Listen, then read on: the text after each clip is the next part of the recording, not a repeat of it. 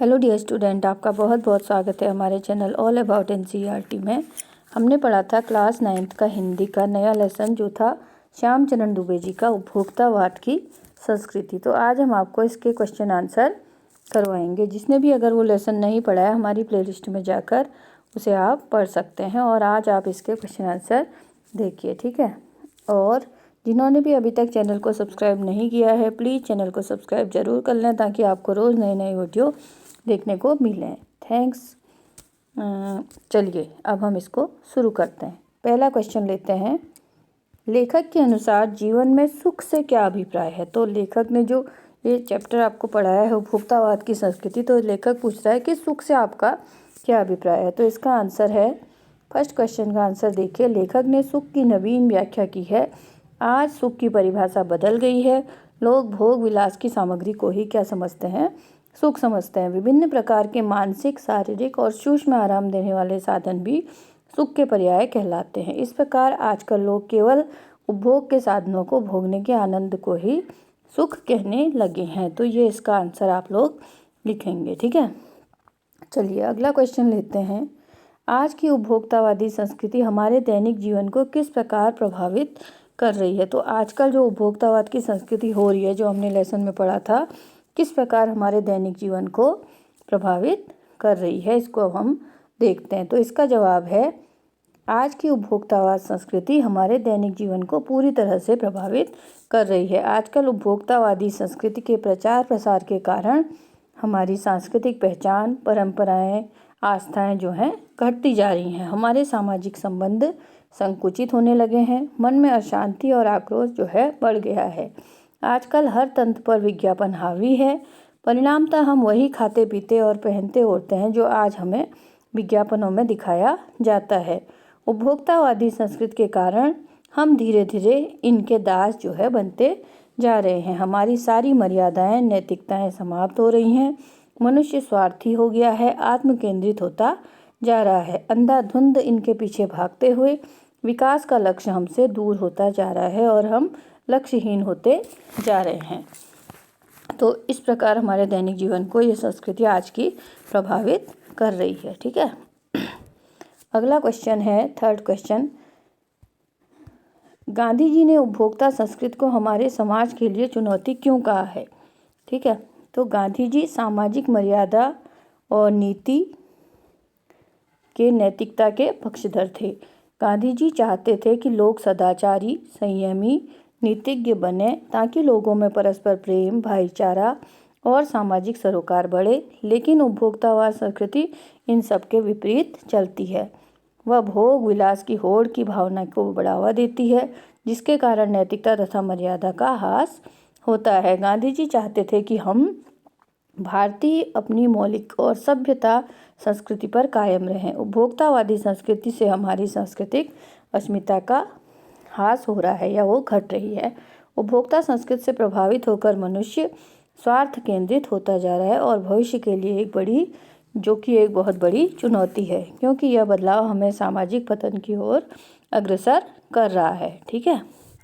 तो गांधी जी क्या चाहते थे कि हम लोग जो है अपनी संस्कृति, अपनी सभ्यता पर अड़े रहें और ये उपभोक्तावादी संस्कृति को ना अपनाएं, ठीक है। अब देखिए अगला क्वेश्चन क्या है।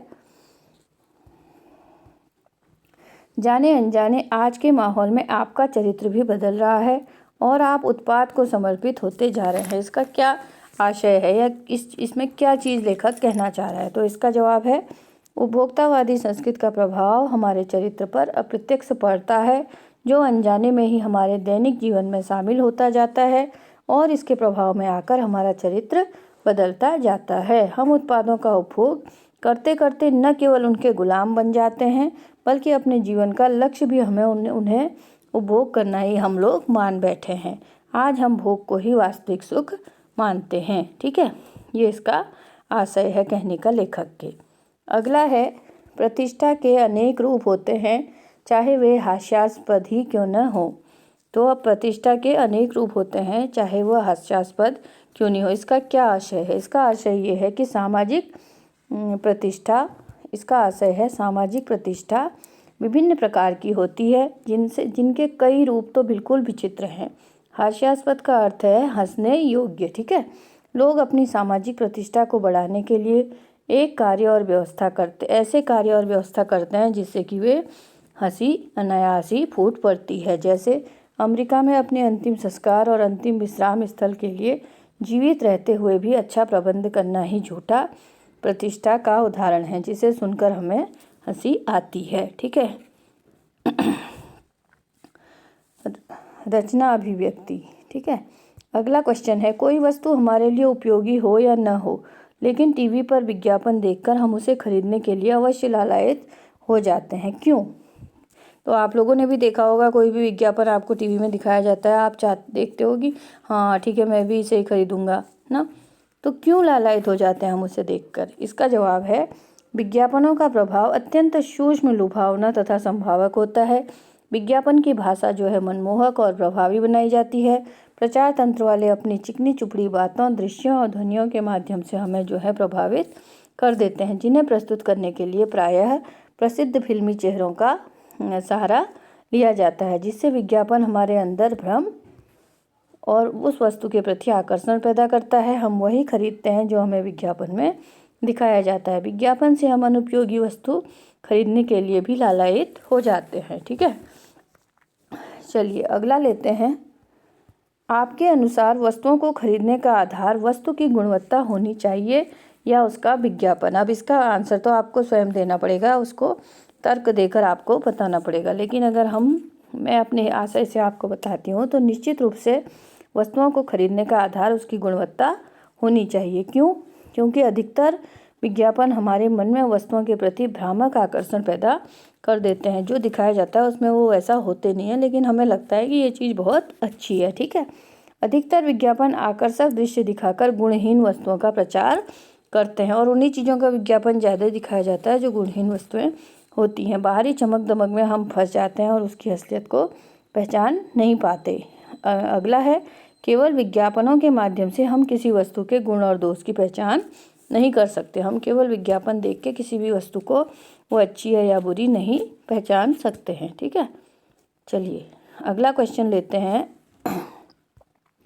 पाठ के आधार पर आज के उपभोक्तावादी युग में पनप रही दिखावे की संस्कृति पर अपने विचार बताइए। जो लेसन आपने ये पढ़ा हिंदी का श्यामचरण दुबे जी का उपभोक्तावाद की संस्कृति, इसमें दिखावे की संस्कृति में आपको अपने विचार व्यक्त करने हैं। तो इसका जवाब है, यह बात बिल्कुल सच है कि आज दिखावे की संस्कृति पनप रही है। आज लोग अपने को आधुनिक से अत्याधुनिक और कुछ हट कर दिखाने के चक्कर में कीमती से कीमती सौंदर्य प्रसाधन, म्यूजिक सिस्टम, मोबाइल फ़ोन, घड़ी और कपड़े खरीदते हैं। समाज में आजकल इन चीज़ों से लोगों की हैसियत आंकी जाती है। यहाँ तक कि लोग मरने के बाद अपनी कब्र के लिए भी लाखों रुपए खर्च करने लगे हैं ताकि वह दुनिया में अपनी हैसियत से पहचाने जाएं। दिखावे की संस्कृति और क्या है?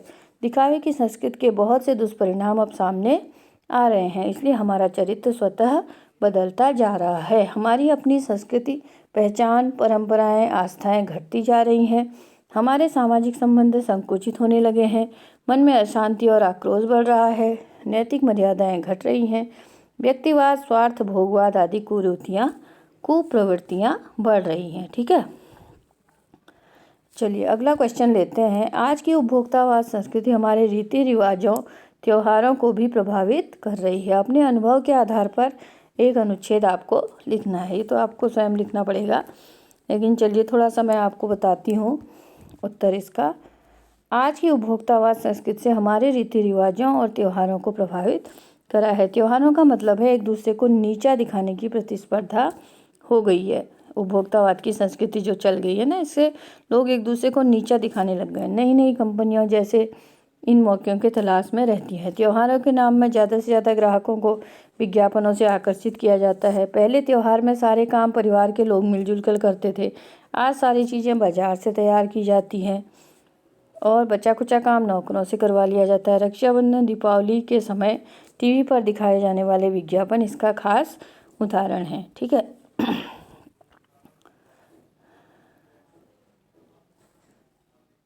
अब है भाषा अध्ययन। धीरे धीरे सब कुछ बदल रहा है। इस वाक्य में बदल रहा है एक क्रिया है। यह क्रिया कैसे हो रही है? धीरे धीरे। अतः यहाँ धीरे धीरे जो है एक क्रिया विशेषण है। जो शब्द क्रिया की विशेषता बताते हैं क्या कहलाते हैं? क्रिया विशेषण। जहाँ वाक्य में हमें पता चलता है कि कैसे, कब, कितनी और कहाँ हो रही है, वहाँ शब्द क्रिया विशेषण कहलाता है। ठीक है। ऊपर दिए गए उदाहरण को ध्यान में रखकर क्रिया विशेषण से 5 वाक्य पाठ में से छांटकर लिखिए। और इसका जवाब है, पहला वाक्य आप लिखेंगे धीरे धीरे सब कुछ बदल रहा है। ठीक है। इसमें तो है ही, धीरे धीरे जो है रीतिवाचक क्रिया विशेषण है और सब कुछ जो है परिणामवाचक क्रिया विशेषण। आपको लुभाने की जी तोड़ कोशिश में निरंतर लगी रहती है, तो इसमें निरंतर क्या है? रीतिवाचक क्रिया विशेषण है। सामंती संस्कृति के तत्व भारत में पहले से भी रहे हैं, तो पहले क्या है इसमें? कालवाचक क्रिया विशेषण। अमेरिका में आज जो हो रहा है कल वह भारत में भी आ सकता है, तो इसमें आज और कल क्या है? क्रिया विशेषण है। हमारे सामाजिक सरोकारों में कमी आई है, तो ये क्या है? परिमाणवाचक क्रिया विशेषण। ठीक है। चलिए अगला क्वेश्चन क्या है?